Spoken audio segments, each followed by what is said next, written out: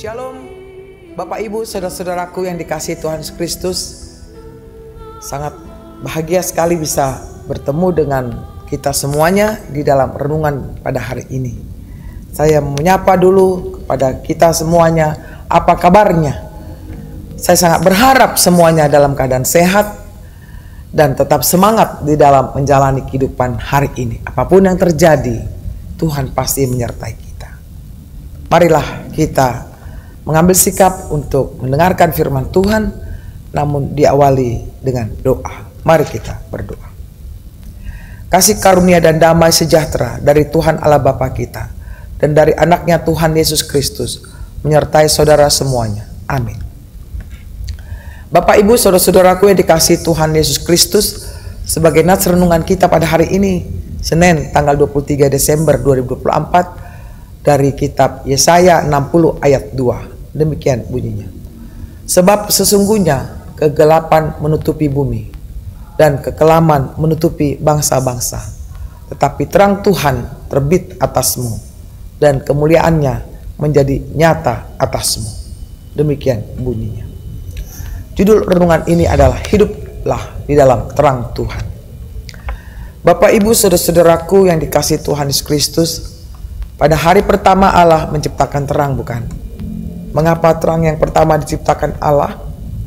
Semua itu bukan karena kebetulan, namun Allah sungguh-sungguh merancangnya untuk manusia, untuk ciptaannya. Allah tahu bahwa tanpa terang manusia tidak bisa hidup. Karena itu terang sangat diperlukan manusia. Sebab ketika terang itu tiada, maka hidup manusia akan dikuasai oleh dosa yang membawanya kepada kehancuran. Saudara-saudaraku, Allah sendirilah terang yang sesungguhnya. Dialah sumber kehidupan kita. Dialah penuntun hidup sehingga manusia bisa berjalan melewati kegelapan hidupnya. Allah menginginkan manusia itu hidup kudus, jauh dari kegelapan. Namun di saat yang sama, manusia itu selalu gagal untuk hidup kudus. Itu sebabnya Allah sendiri yang meraih manusia itu dari kegelapan dan membawanya kepada terang supaya manusia itu hidup. Setelah manusia diraih dari kegelapan, maka manusia itu juga diharuskan untuk memancarkan terang Allah itu di dunia ini, bukan? Itu artinya, saudaraku, barang siapa yang hidup di dalam terang, maka dia pasti peduli, dia pasti berlaku benar dan adil, dan dia pasti hidup di dalam kasih. Hidupnya jauh dari egoistis dan apatis. Apakah, pertanyaan ini kepada kita semua, hidup saudara dan saya sudah di dalam terang itu, atau masihkah di dalam kegelapan kita ini? Jika iya, berapa besar terangmu yang terpancar di sekelilingmu di mana engkau berada?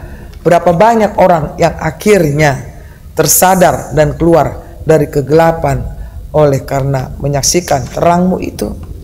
Yesus yang adalah terang yang besar itu telah menyelamatkan dan mengampuni kita. Biarlah dia sendiri yang menguasai hidup kita. Kita bersedia, kita mempersiapkan agar terang itu masuk dalam kehidupan kita. Kita tidak lagi menguasai diri kita, tetapi Kristuslah yang menguasai hidup kita sebenarnya. Sehingga jadilah perkataan bahwa sungguh adalah Yesus terang yang benar-benar menyelamatkan kehidupan kita. Percayalah. Amin. Mari kita berdoa. Terima kasih Tuhan untuk sapaan firman-Mu. Ingatkan kami semua, Kau adalah terang hidup kami. Dengan terang-Mu lah Tuhan, kami tidak tinggal di dalam kegelapan. Kami tidak tinggal di dalam dosa. Tapi kami melakukan apa yang Engkau kehendaki. Berkenanlah Engkau memberkati kami semuanya, agar kami bersukacita menjalani kehidupan sehari-hari kami Tuhan. Kami serahkan semua pekerjaan kami, kerinduan kami Tuhan, ke dalam tangan pengasihan-Mu, agar Engkaulah yang menerangi hidup kami, agar kami tidak tersesat ya Bapa.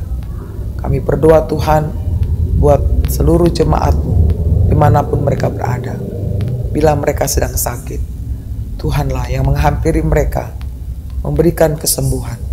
Bila mereka sedang kesusahan Tuhan, Engkaulah yang menghiburkan hati mereka. Bapa di surga, kami menyadari kami orang yang berdosa.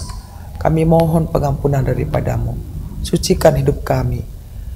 Kiranya jadikan kami layak di hadapan-Mu oleh karena kasih karunia. Terimalah permohonan kami ini hanya di dalam Yesus Kristus Tuhan kami. Amin. Terimalah berkat Tuhan, kasih karunia dari Tuhan kita Yesus Kristus, dan kasih Allah Bapa serta persekutuan Roh Kudus menyertai saudara semuanya. Amin.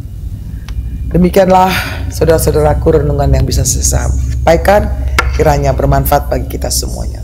Selamat beraktivitas, Tuhan kiranya memberkati kita semuanya. Shalom.